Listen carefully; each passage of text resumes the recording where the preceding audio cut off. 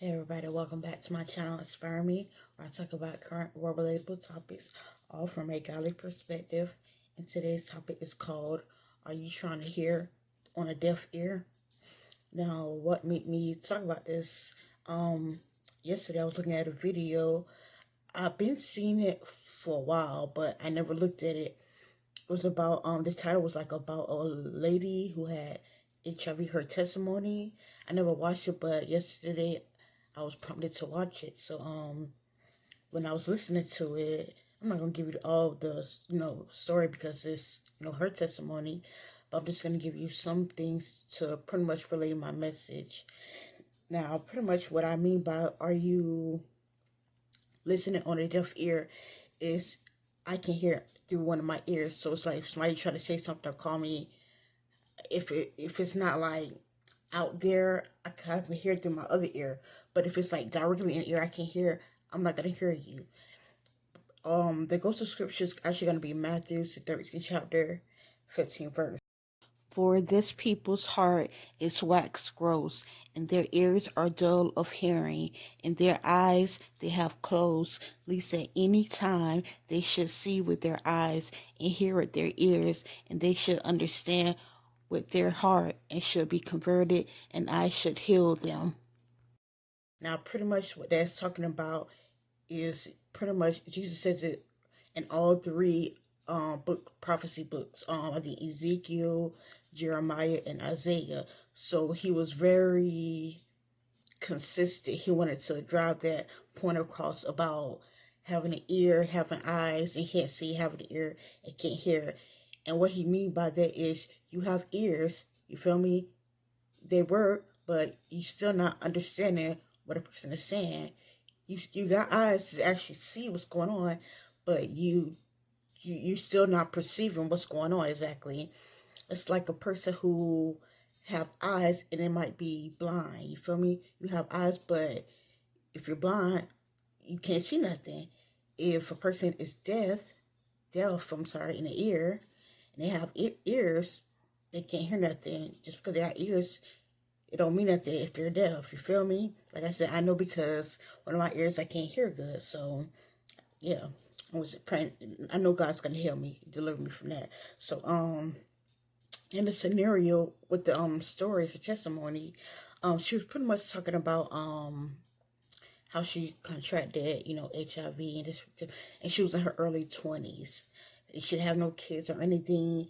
And one thing that did stand out to me when I was reading the comments, somebody pointed out that, okay, when she met the person who gave it to her, she originally met him at a stoplight because they were driving and he was trying to get her attention, and she was kind of ignoring him. So they finally reached a stoplight, yeah.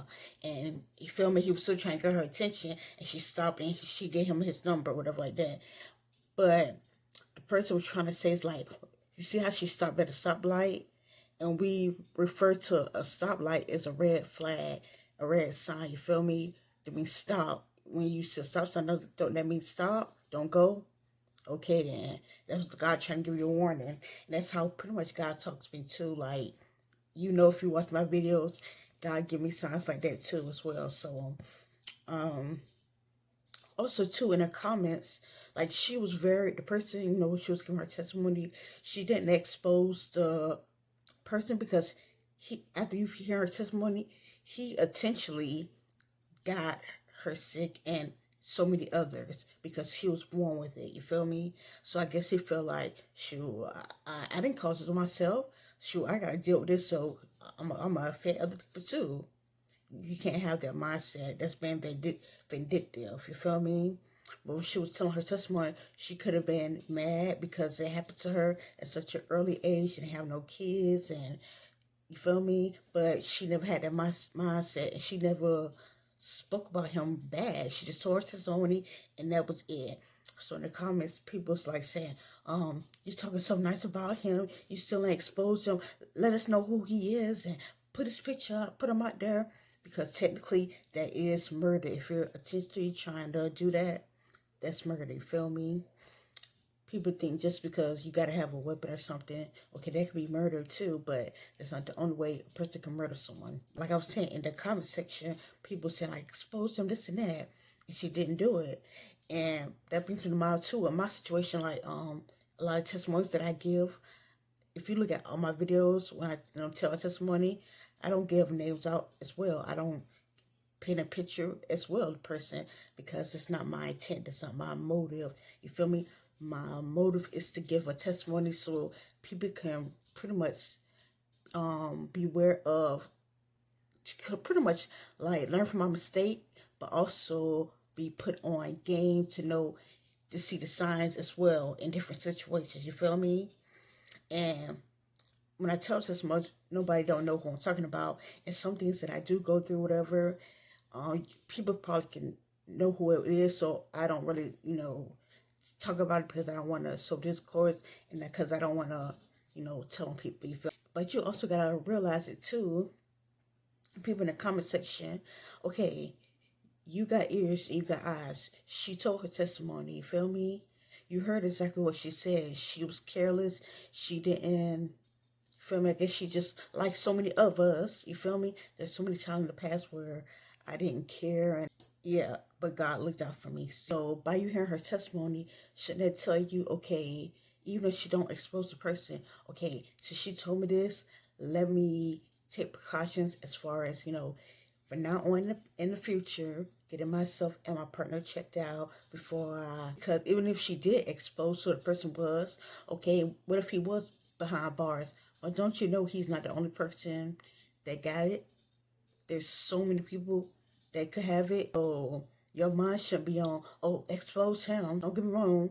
It can't stop. You feel me? Especially if he's intentionally doing it. However, your mind should be on, okay, let me, for now, keep my legs closed and learn this lesson. It happened to her, but God protected me, and I'm going to take this lesson and from now on. So what I'm saying is, what God was saying, he was talking to Israel because they was rebellious. Like, they was hearing exactly what he was saying. Like, he don't like certain things, false gods and different things.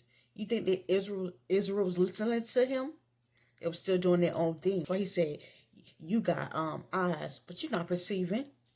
You got ears, but you ain't hear what I'm saying. You heard her testimony, but is you hearing exactly what she's saying? She's not saying, oh, bash the person next time or do this and that. What she's doing is telling her testimony, because, like I said, in probably more than one video, Revelations, was it 12:11, about they're saved by the words of their testimony. If you look at her right now, you can't even tell. And also, too, when I listen to the rest of the video, remember I told you she got it when she was in her early 20s, and she have kids. And now she have 3 kids, and she's married, and her husband don't have it. Don't look at it like anybody. Don't look at it like, oh, I made a mistake or this and that happened. It's the end of the world. It's not the end of the world. It might be impossible, but not with God. You feel me? And that's a big testimony. Like, we could all look at and say, okay, yeah, God did it for her. He can do it for everybody. Even if it don't have to be that situation with that. It could be a situation where, oh my God, a lot of kids, ain't nobody else gonna want me, so I might as well stay with him, because she stayed with the person who gave it to her, even though he was cheating and lying, because she feel like, I got it, so I might as well just stay with him, because can't have that mindset. You can't settle for less. I know that's what one person probably thought too, because in my past I put up with different things from like guys who I talked to, and I shouldn't have did. So I guess they figure like, oh shoot, she put up with that from him, then she'll do that with me. That's where you're wrong at. Not you, and I won't do it with him no more either. I know my worth now. I know your worth as well. Don't look at it like, oh, I got so many kids in, nobody gonna want me. God got somebody for everybody. If a person don't want you, that's because they're not your ordained spouse that God gave to you. And that, for me, that's a big sign. It's like, okay, yeah, this ain't who God got for me. You feel me?